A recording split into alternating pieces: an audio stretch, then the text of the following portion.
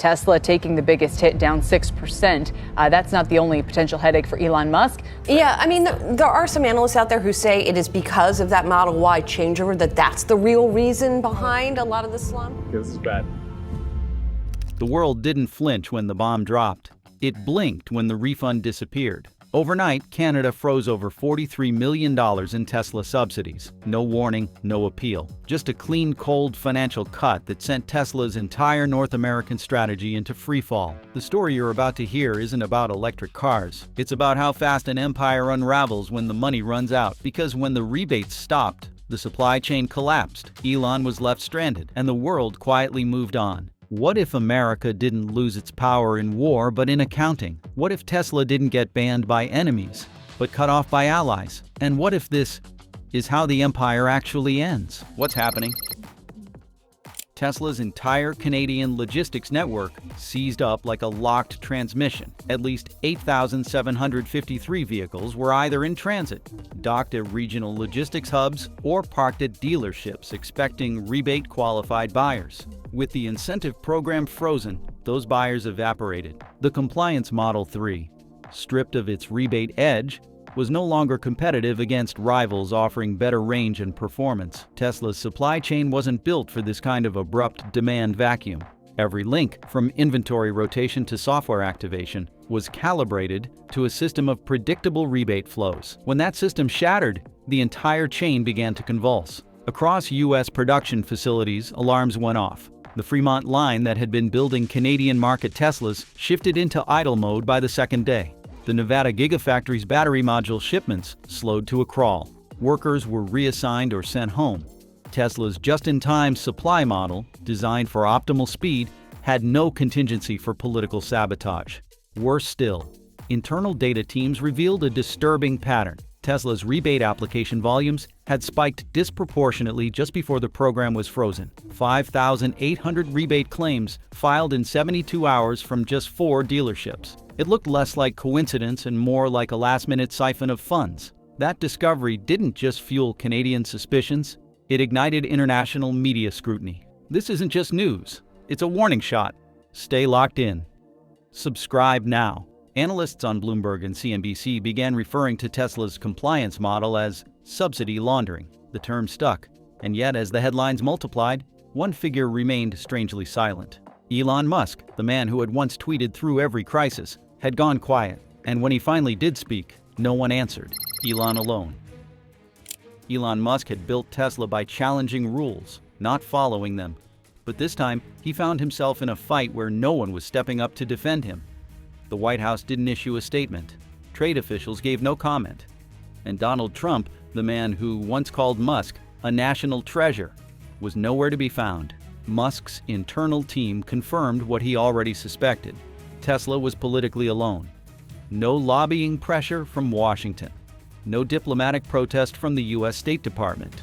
And no quiet back-channel reassurances. Tesla was not just frozen out of Canadian subsidies, it was frozen out of the political support system it had once counted on. Even private calls to Trump's inner circle went unanswered.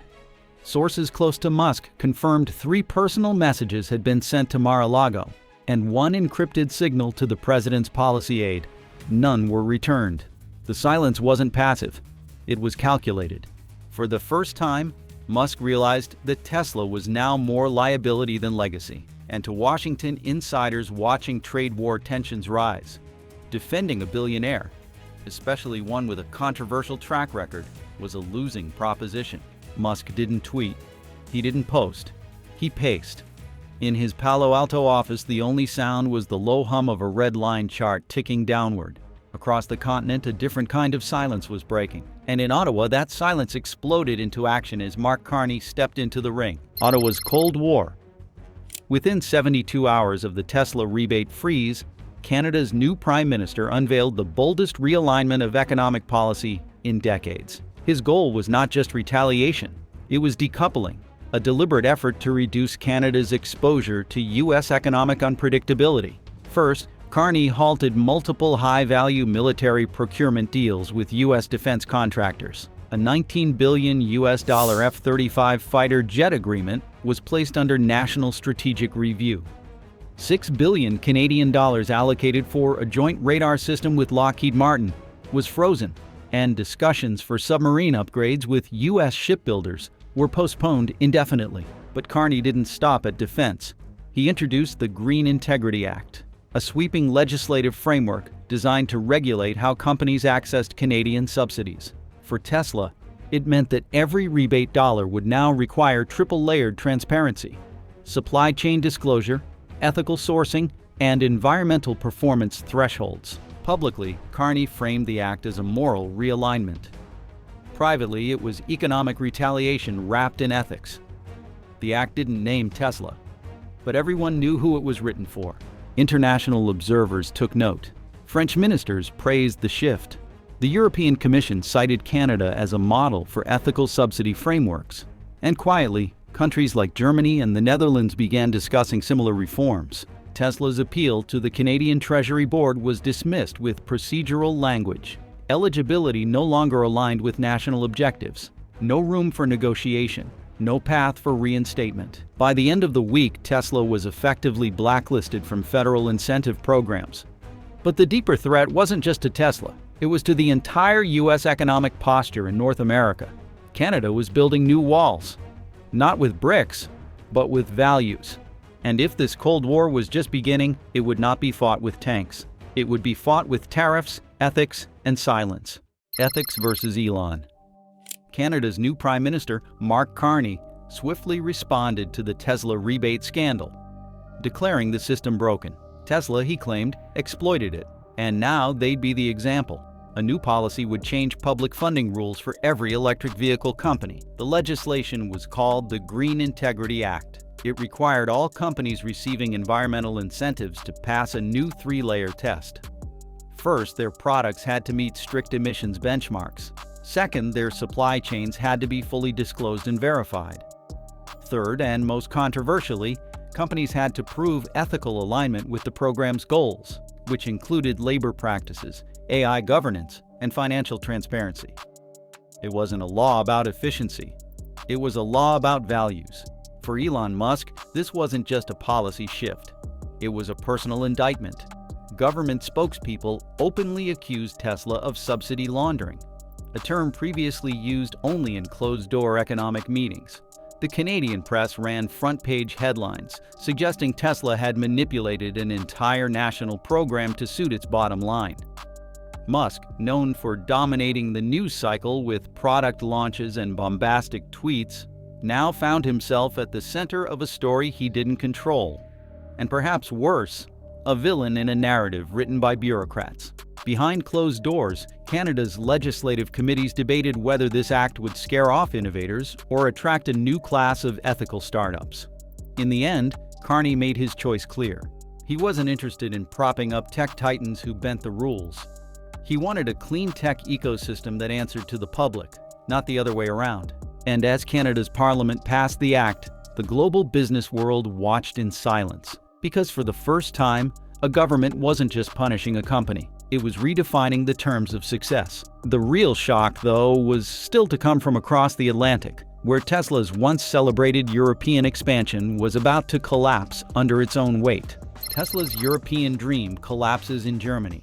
Tesla's Gigafactory Berlin was supposed to be a triumph, a gleaming symbol of American innovation thriving within the heart of Europe. It was built to symbolize Tesla's transformation from Silicon Valley upstart to global manufacturing powerhouse. But by the spring of 2025, that dream was evaporating faster than Musk's promises on a shareholder call.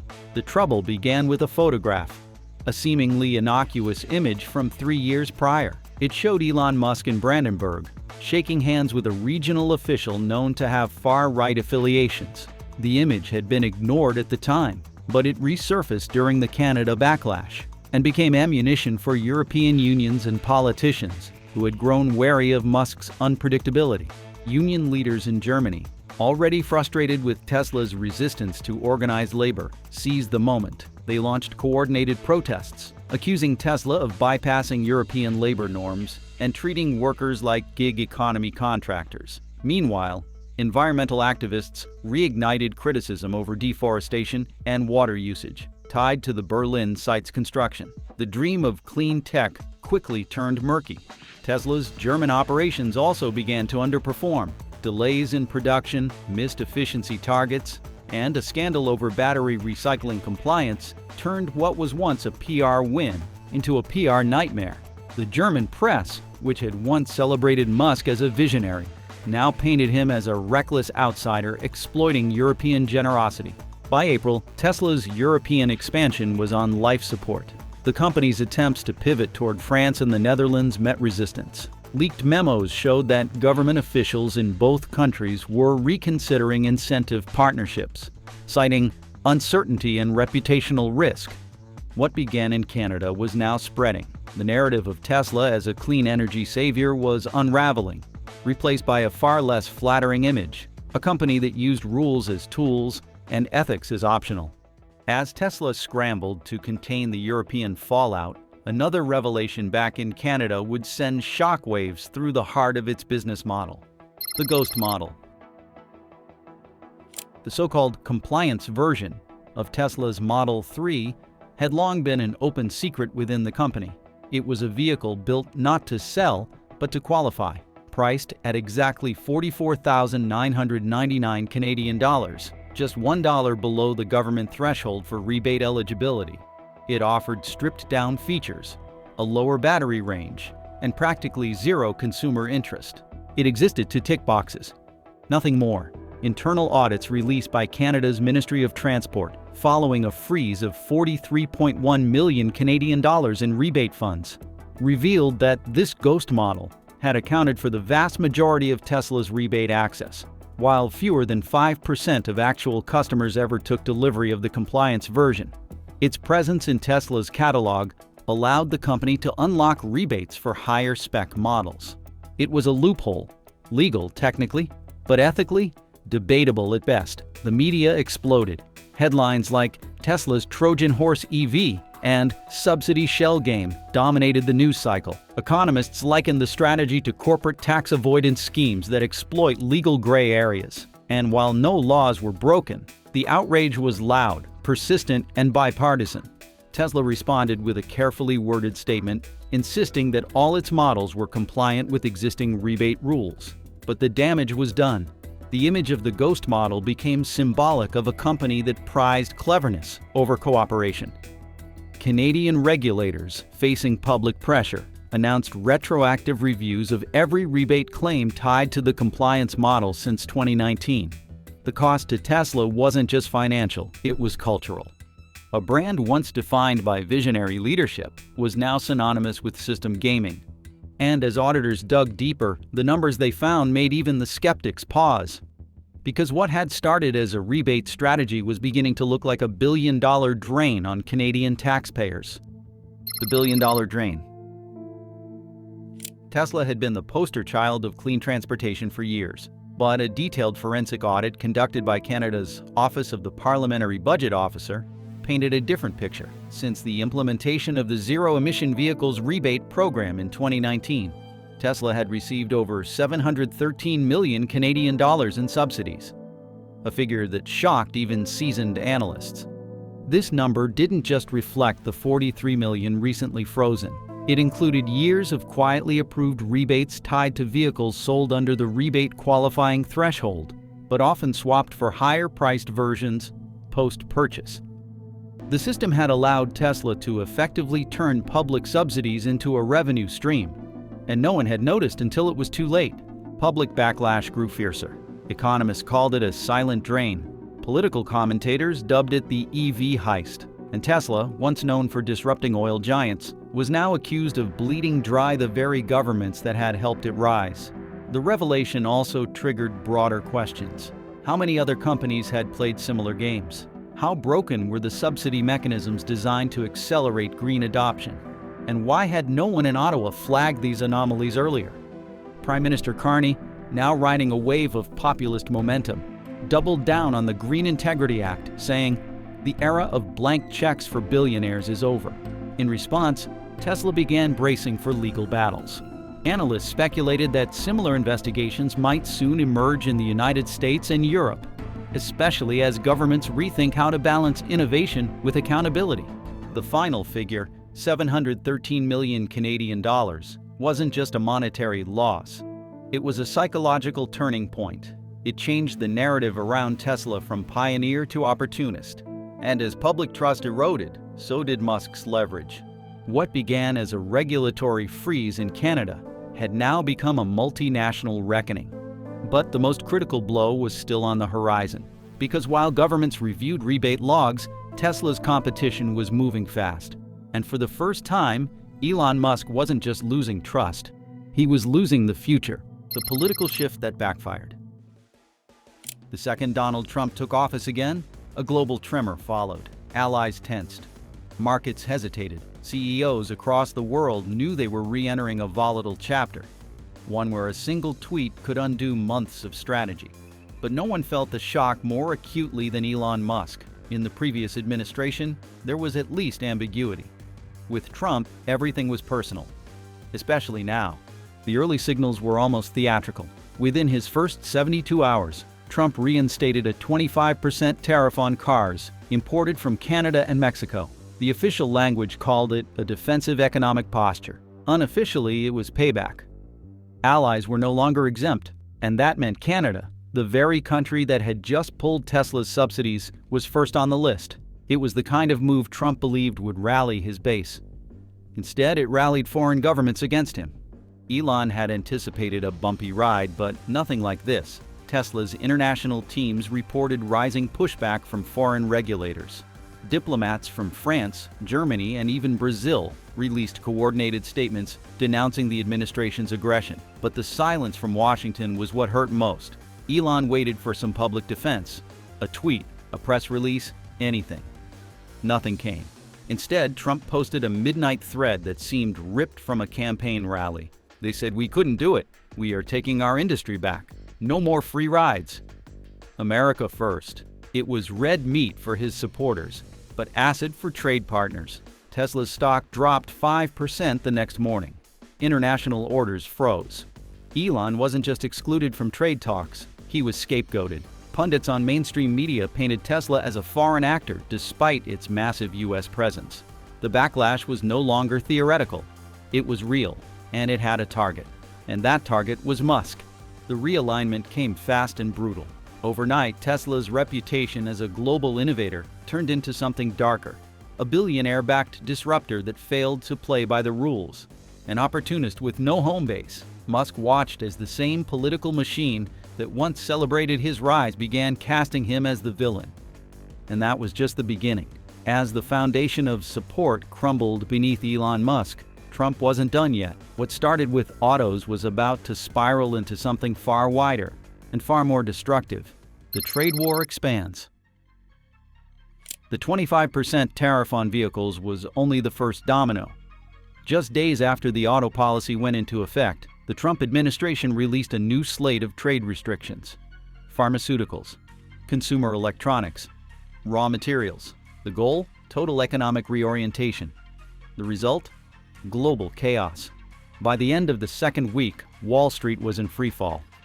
The Dow Jones plunged by over 1,400 points. Pharmaceutical giants like Pfizer and Merck shed billions in value. Electronics manufacturers scrambled to reroute supply chains away from Asia. And in the middle of it all was Tesla, struggling to operate a global business in a country closing its doors. The pharmaceutical hit was especially damaging. According to the Food and Drug Administration, nearly 72% of pharmaceutical ingredients used in American medications are imported. Trump's new policy added a blanket 25% surcharge to all active ingredients produced abroad. This meant insulin, cancer medication, heart disease drugs, all became instantly more expensive. For Tesla, the impact came from two directions. First, consumer confidence tanked. With healthcare costs surging, American families began pulling back on discretionary purchases, including electric vehicles. Second, Tesla's own operations relied on imported materials for battery production, and those materials were suddenly caught in the tariff net. Musk's internal team estimated a direct cost increase of 12% across all North American operations. That translated to over $2 billion in projected annual losses. No rebates in Canada, no clear policy from Washington, and now a web of global tariffs that punished innovation rather than rewarded it. Other nations were not passive observers. The European Union announced retaliatory tariffs within 24 hours. Brazil slapped new restrictions on American tech companies. Even Australia began re-evaluating its defense procurement, warning that instability in U.S. economic policy could bleed into strategic alliances. At home, the damage worsened. Major retailers warned of electronic shortages heading into the holiday season. Hospitals faced rising costs, and Wall Street analysts began using a word that had been taboo since the 1980s, stagflation. In the middle of it all, Elon Musk tweeted only once. Is this leadership or sabotage? It was a rhetorical question, and one he knew the market had already answered. As Tesla reeled from the economic damage, something else was stirring back home, Detroit. And it wasn't here to help. It was here to take back what it believed was always rightfully its. Detroit sharpens the knives. While Tesla stumbled under political pressure, Ford and General Motors saw an opening, and they didn't hesitate. For years, they had been overshadowed by Elon Musk's media dominance and technological hype. But now the script flipped. Within a week of Tesla's Canadian rebate freeze, Ford launched a new advertising campaign across Michigan, Ohio, and Pennsylvania. The slogan was simple: built here, bought here, belongs here. Each commercial highlighted American union labor, domestic parts, and hometown manufacturing. It was a direct contrast to Tesla's globalized supply chain and non-unionized workforce. General Motors followed suit. Their CEO appeared on CNBC wearing a hard hat at a reopened factory in Flint, Michigan, praising union partners and pledging that every GM electric vehicle will be American-made by American hands. It was no longer about innovation. It was about nationalism. Suddenly, Tesla wasn't just a competitor. It was the outsider. Union leaders amplified the message. Flyers appeared in worker break rooms warning that Tesla threatens union standards. Political campaigns picked it up too. In key Senate races, candidates blasted Musk for exploiting tax loopholes and avoiding worker protections. Trump, despite past praise for Elon, did not intervene. In fact, he leaned into the narrative. At a rally in Ohio, he praised Detroit automakers for bringing real jobs back to real Americans, and pointedly omitted Tesla from the list. Internal polling showed the strategy was working.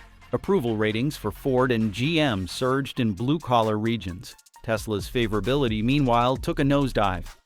Elon Musk found himself caught between two fires. One from foreign governments retaliating against American economic policy. The other from legacy domestic players painting him as the poster child for corporate greed. For a company that once branded itself as the future of mobility, Tesla was now losing ground in the only place that mattered, the present. And as Detroit won back hearts and headlines, something deeper began shifting. Voters. Their sentiment didn't just change, it hardened, and it would soon be reflected in places that could really hurt. Voters in states reject Tesla.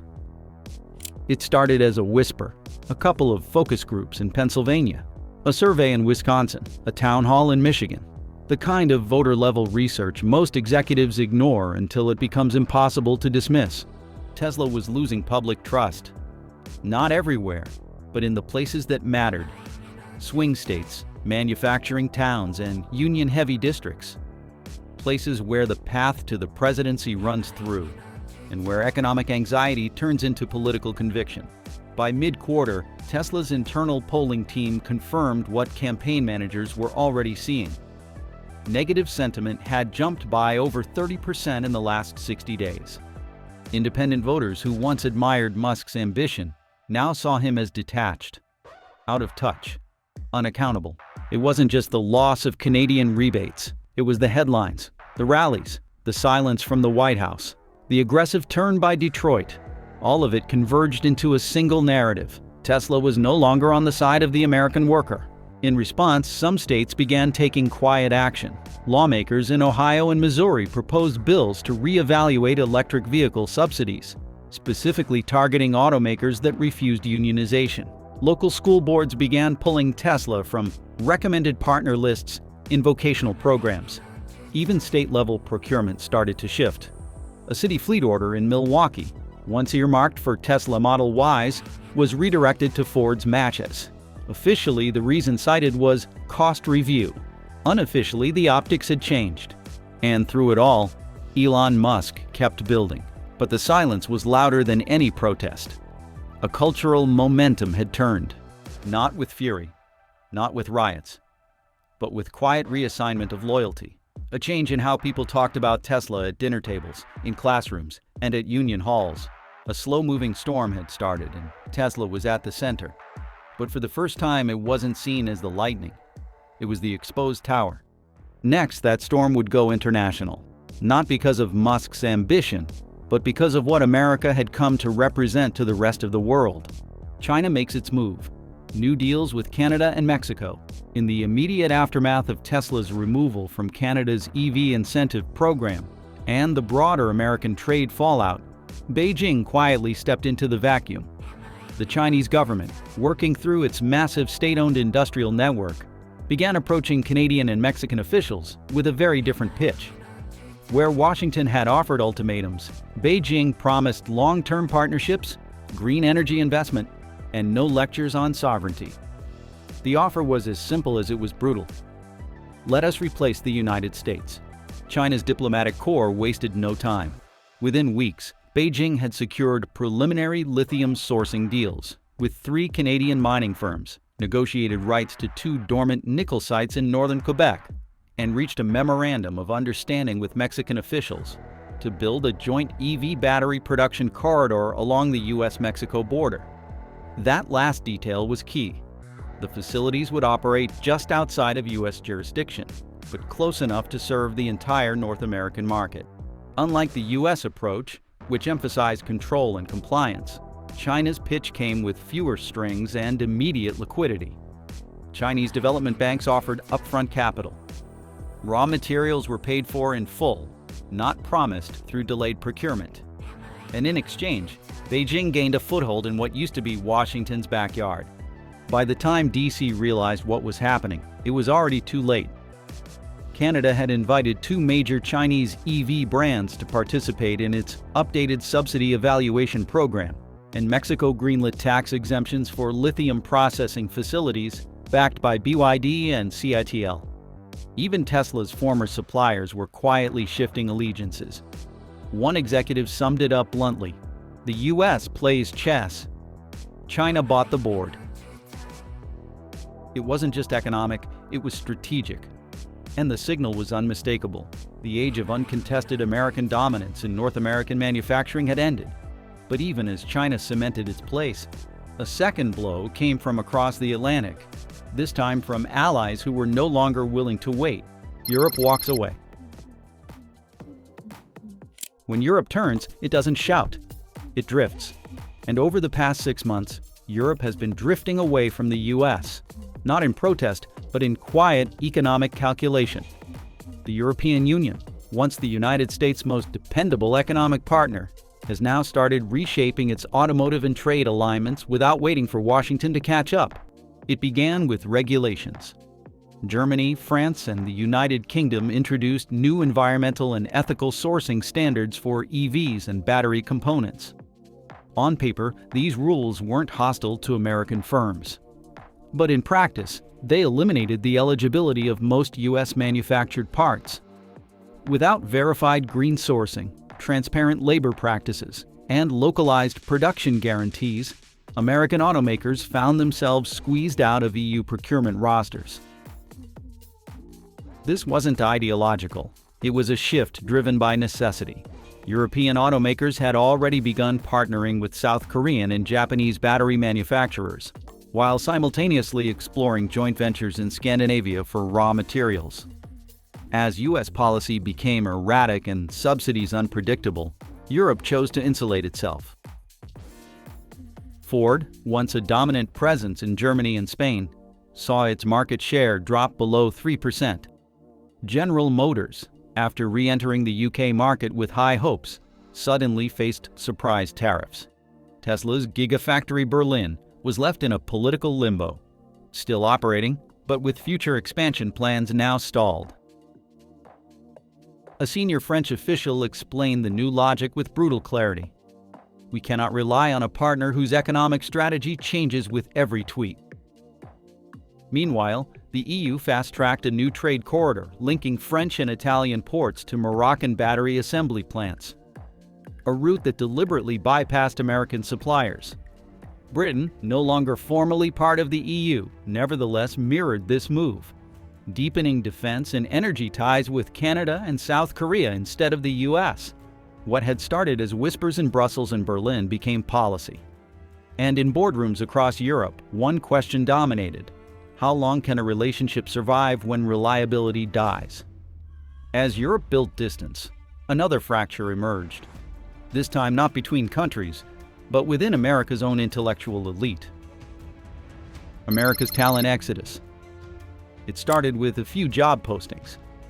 In late spring, 2 prominent Tesla software engineers announced their resignations and, within days, were hired by a rising German EV startup headquartered in Stuttgart. Then a hardware designer from Apple's secretive automotive division left for a research lab in Toronto. Within 3 weeks, the trend had a name: the American talent exodus. The shift isn't just about better salaries. It's about stability, opportunity, and long-term vision. As U.S. trade policy destabilized entire sectors, and Washington doubled down on volatile subsidy programs, engineers and developers began looking for calmer waters. For the first time in decades, American innovation was no longer synonymous with American companies. South Korea, Canada, and Germany are now emerging as the new meccas of clean tech talent. Toronto-based Helion Mobility, founded by ex-Tesla engineers, has already recruited nearly 100 staff from Silicon Valley. Seoul's newest energy lab boasts hires from both Rivian and Lucid Motors. And in Germany, state-backed incentives for American professionals include not just relocation costs, but equity stakes and long-term R&D funding. For Elon Musk, the loss has been personal. Multiple design teams from Tesla's Fremont campus have resigned en masse, many citing political instability, not compensation, as their reason for leaving. One internal survey, leaked anonymously, revealed a staggering 43% of Tesla's engineering staff considered leaving within the next 6 months if current conditions held. It is not just about employment, it is about identity. For decades, the U.S. was seen as the undisputed center of innovation, a gravitational force drawing the best minds from across the globe. But now the gravity has reversed. The concern isn't that the United States lacks talent. The concern is that the talent no longer trusts the system that once celebrated disruption. Without stability, even the most brilliant minds walk. And as the brain drain accelerates, it all points to one final question, one that no one in Washington seems ready to answer. End of the empire. The warning signs weren't subtle. One by one, America's auto giants began faltering on the international stage. Tesla was banned from Canadian subsidies. Ford was squeezed out of Europe. General Motors watched its supply contracts crumble as China undercut their pricing in Mexico. Then came the silence. Not from the markets, not from the media, but from the leadership. As the world scrambled to realign trade, production, and innovation, the United States doubled down on rhetoric. Donald Trump threatened new tariffs. Elon Musk issued cryptic warnings on social media. And in the vacuum of vision, allies simply left. Canada rewrote its incentive programs. The EU implemented border adjustment taxes. Latin American nations signed bilateral agreements with Beijing. Even Japan and South Korea, longtime U.S. allies, realigned their supply chains to bypass American oversight. The shift wasn't just geographic, it was philosophical. The world no longer saw America as the future. It saw America as unpredictable. And in global commerce, unpredictability is death. The empire had not fallen in fire. It had withered in silence. There will be many postmortems. Some will blame politics. Others will point to supply chain mismanagement. Some will say Tesla grew too fast. Others will argue Washington moved too slow. But the truth is simpler. America's dominance depended on more than factories. It relied on the trust of partners, the loyalty of talent, and the stability of vision. All three are now gone. And as the global stage resets without Washington at the helm, one final question echoes across the silent factories and hollowed-out boardrooms of Detroit and Silicon Valley. Did America lose the global auto war, or did it simply stop showing up? Let us know your thoughts in the comment below, and don't forget to subscribe to our channel.